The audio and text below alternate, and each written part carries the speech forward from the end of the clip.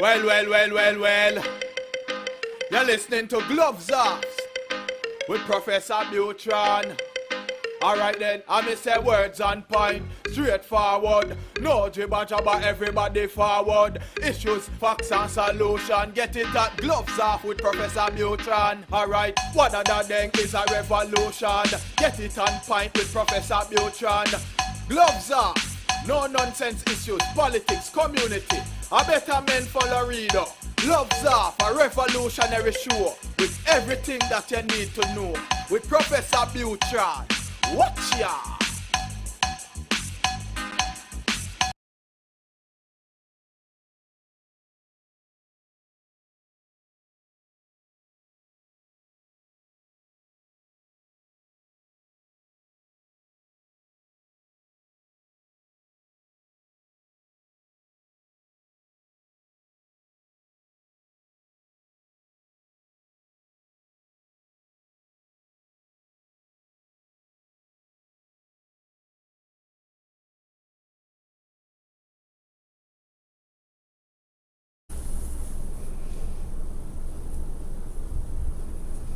Wow.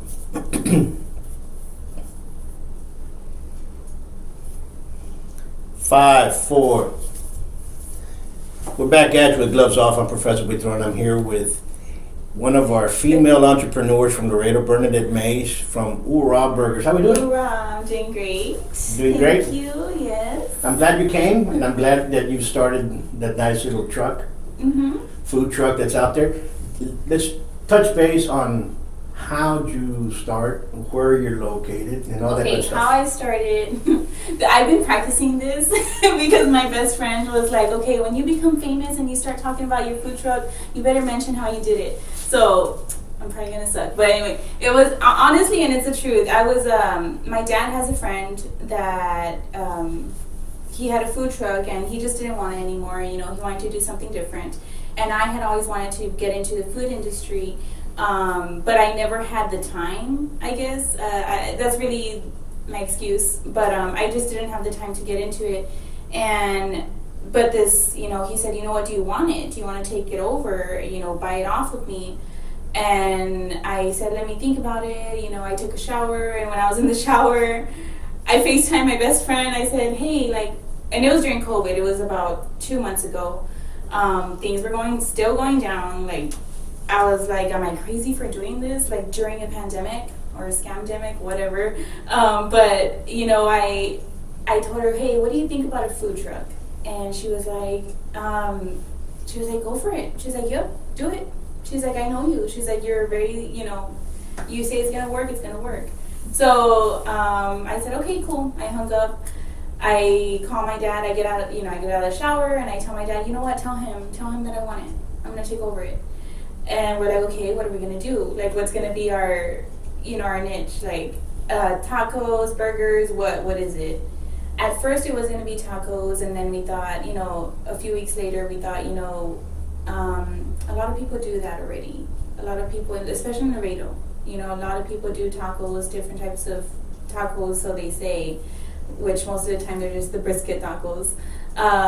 So we had before we moved so we are located at Las Palmas and 4210 South Zapata Highway. Okay. I don't know if there's another food truck around here, a food truck park, but that's the one that I knew, and it's by my house. So I went there. The owner was really, really nice. He was willing to help me out for the first month, just to try it out. And he did tell us, you know, you should think of something, because we were going with the intention of doing tacos. You know, we were going to do tacos and street tacos. And he was like, well, I think you should try something else, because look at those other 2 trucks I have here. They already have tacos, you know. So think of something unique, something different. And he was like, you know what? No one has burgers. No one has just a burger truck. So that night, within like an hour, I want to say, we were just brainstorming. Okay, what's next? Right. So we thought, okay, burgers, we're going to do that. Let's try to copycat, you know, different burgers from like Houston or San Antonio. We came up with the name, OORAH. I thought right away of my husband. You know, he's a veteran. He was medically discharged. He got blown up over there. He's an inspiration to me because he did, he learned everything from you. He learned how to walk again, how to write again, and he puts up with a lot. He works very hard. So I thought, you know what, I want to dedicate this to my husband. So I came up with OORAH Burgers, and we have 5 burgers, and all of them are named after something in like the Marine Corps. Okay. So we have the OORAH Burger, the Gunny, the Private Pile. We have the Napalm, which is probably our biggest seller. It's like a chorizo burger. And then we have the Devil Dog, which is the Taki burger. So we put Takis or Flamin' Hots with cheese in the burger. And those are our top sellers. So, we're there. So we're there Wednesday through Sunday, 5 to 11. Yeah. Well, that's awesome. Yeah. It's something that you might not know, and very, very few out there know. I'm an executive chef. Yeah. Okay, I went to school, in culinary school, and had restaurants, worked in restaurants, love the cuisine, and I love street food throughout the world that I've traveled, spreading the art of Zapata. And it tells me something, the street food for that region that you're at. I don't care whether you're in Brazil or you're in Mexico or you're throughout any of the states, the 50 states that we have, or throughout Europe. Street food is that subculture of that particular city or town. Right. Okay? And it's amazing to go and to see the different techniques, to see the different varieties, the smells, the spices. To me, street food, that's where it should be at. Okay? Yeah. I also understand fine dining, I understand everything else, but that's my niche, I've written books on how to fight. And when COVID started, my wife said, why don't you do a book on food? So I started a book on street food. Nice. And I asked boxers and friends from around, and I said, do me a favor, go to that one place that you took me to, take a picture of that place, and we'll talk about how they did it. We'll do a recipe on it. Okay. And I haven't finished it. It's still working on it's still work on progress, and which I'll probably finish within the next year and a half. But that's basically what it's for. There's a lot of stuff here, and it's interesting, because you're just here in the United States. The Americana, the cuisine of us is wonderful, and the hamburgers it's American. Yes. And for you to pick that to me is just awesome, And Thank you. folks, let's visit OORAH Burger. Yes. Okay, make a point this weekend. We'll go out there. Help us grow. Yeah, the word's getting out there, thank God. So yeah, it's getting known. So I'm really thankful for that. And I'll thank God for social media. So Absolutely. yeah. Now, let's do this. Who or what do you want to do with your food truck? What do you want to do? What do you want it to become? Eventually, I would love to open up another food truck in Austin, maybe San Antonio. I know Austin for sure because there's a lot of I visited Austin this past weekend. I just got back on Sunday. My brother lives over there in Buitron, so he always takes me to like all these random little, areas of Austin, and we went to a food truck park, and I just saw how constant it was, even with COVID and everything. There was just so much of a flow, and that would be the next thing, to buy another food truck, take it over there to Buda, and have my brother run it, because my brother did lose out on a lot with COVID, and I've always babied him, I've always taken care of him. So I told him, you know what, I'll buy another one, if things go well, which they are going well so far with the food truck here in Laredo. They could be better, but I understand. I mean, it's the pandemic, so we get it. So I told him, you could take over. But our big goals is to eventually turn it into a restaurant. And I mean, I talked to my mom and my husband and my friend Crystal about it a lot. We talk about it constantly, like, okay, what are we gonna have? How is it gonna look? You know, presentation is everything. Sure. You know, so that would be the next thing, and to eventually, maybe in the future, maybe someone wants to franchise off of it. That would be a dream. That would be a dream come true. So, yeah. Well, we wish your dreams to fulfill Thank you. and for it to grow. But yeah, you know, food trucks, street food, that's, like I said, that is the spirit of the town. Yeah. And we needed that, and we need that. There's two, in Brazil, food trucks are called pit dogs. Pit dogs. Yeah, so pit dogs over there. So you get a pit dog from everywhere else, you know, and usually it's a cheeseburger type of thing over there, you know, and it's funny because over there the burgers are called cheese tudo, you know, cheese with everything else. It's just, I guess the cheese means a cheeseburger, but it doesn't mean cheese as cheese. Right. You know what I mean? Mm-hmm. It's just like fajita. You know, you go someplace and goes, oh, I want shrimp fajita. Well, fajita's from beef. It's not. You know what I'm saying? Yeah, It's just used as a barbecue sense. Okay, I get Well, it. cheese in a burger is used to depict a hamburger, American style burger type of thing. Okay, Wow. but they're interesting the way they go. The first food truck park that I seen was actually in Brazil. It was awesome the way it was because they had all these little food trucks all the way around, and they had like picnic tables in the middle, Yes. so you can go grab it and people can come sit down and okay, you want this, you go there, you go. You're kind of like the food court of the mall, but outside. Yes, well, Las Palmas is kind of like that. They have all the, I don't know if you've been there, but they have all the picnic tables in the middle, and they have like 5 trucks on one side and then another 5 on the other. And actually the one I went to in Austin also, it was like a big circle of the food trucks, and they even had a food truck for dogs. Like, I thought that was really cool. And they had picnic tables in the middle. That's cool. And then in the north, like Dallas and so on and so forth, they usually had a food truck. Everybody knew of a special food truck in a certain area. Okay, and the food truck that has always grabbed me the most was the Slice, which was a pizza-based food truck that was made out of a school bus in Chicago. Okay, and I saw that and it always stayed in my mind, and I've always wanted to do something of that nature. It just never came around to do it. Yeah. You know, something always happened that we didn't. Yeah. But the school bus, it was an old school bus, like in the '60s school bus. It was pretty neat. Nice. But they're wonderful. They're joy. It's something that people can continue moving along. You know, sometimes to go to a formal restaurant and sit down, it's a little bit different atmosphere and a different attitude to going in. You're right. And just to go pick up a burger on a drive-through, people get tired of that because that's basically what people live off of. And in the food truck like this, you can at least sit down for a while, convey what you have to convey, and then move on. Yes, What do you think about I agree. Yeah, I guess I've never really thought about it that way, but you're right. You are right.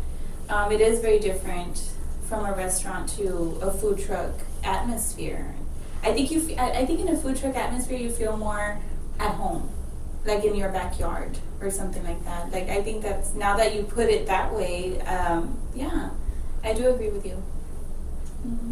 Yeah, and it happens. Yeah. You know, a lot of the street food in different areas, you're actually eating it. You know, there's no sit down.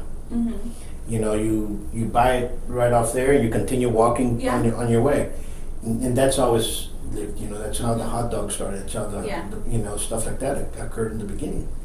And you know, kind of like the carnival. You went to the carnival, you picked up a burger or a hot dog or whatever it had, funnel cake, and you kept on walking. You know, and that's what it reminds people of. You know, when you were a little kid, that they took you and you sat down. That energy. That's what we have to continue going. Especially in this time that we live in. That's so glum. Yeah, I know. You know. So you also have another business. Tell us about that other business. Yeah, during the day I do have a trucking company which is called L&D Transit. I named it the initials for my daughter and my son, Levi and Dylan. We started this, my husband and my dad have been in the trucking industry for a while. My dad's been in it for over 30 years. So I guess I've just always known more of it. I wasn't, you know, behind the scenes, like in the administration, nothing like that. So it was, again, still very new to me. I just knew, okay, they took loads and that's it. I didn't know anything about, finding loads or dispatching, any of that. Till this day, I'm learning. It's been over a year and I'm still learning something new every day with that business. But yeah, during the day I do, we have about 6 drivers now. We had 12, but with the pandemic, we did lose a few. Half of them, but it's okay. Like, it wasn't, it didn't really hit me too hard. I think it gave me more of a stress reliever, because it was just half of what I had to handle, so, and I think I kind of needed that break, because I'm never really off. I have my kids for the most part. They do go to daycare, but as soon as I'm done with that business, I go straight for my kids, and then it's straight to the food truck. But yeah, we haul freight, and we do local freight too. So if anyone needs anything hauled, we're available. We do have about 3 drivers here in Laredo, and the rest are out of, somewhere else in Texas. So yeah. But that's awesome. Mm-hmm. That's awesome. Well, great entrepreneurial spirit that you have. Yeah, I've always known that I just, I don't want to work for anybody. I've always had that mentality, I've always wanted to keep going, and the only way for me is up. So I have had several businesses from the moment I can remember, and many of them have failed. Many of them have failed miserably.